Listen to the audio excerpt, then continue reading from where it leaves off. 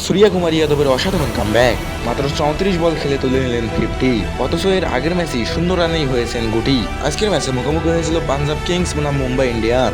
প্রথম উইকেট পড়ে যাওয়ার পর খেলতে নেমে রাবাডার ওভারে লাগালাগি 2টা বাউন্ডারি হাঁকান সূর্যকুমার যাদব।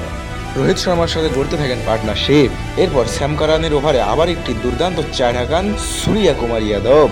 এতেই থামেননি তিনি। এরপর রাবাডার ওভারে আবার দুর্দান্ত একটি ছক্কা হাঁকান সূর্যকুমার যাদব।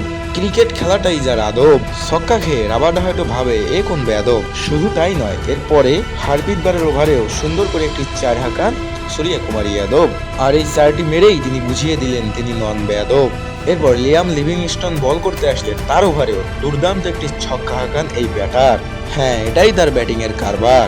এরপর হর্ষাল প্যাটেলের ওভারে মাত্র 34 বল থেকে 50 রান তুলে নেন এই সূর্যকুমার যাদব। তবে 50 করেই থামেননি তিনি। 50-র পরেও আরও বেশ কয়েকটি বাউন্ডারি ও দুর্দান্ত খেলে তিনি রান সংখ্যাকে নিয়ে যান 78 রানে।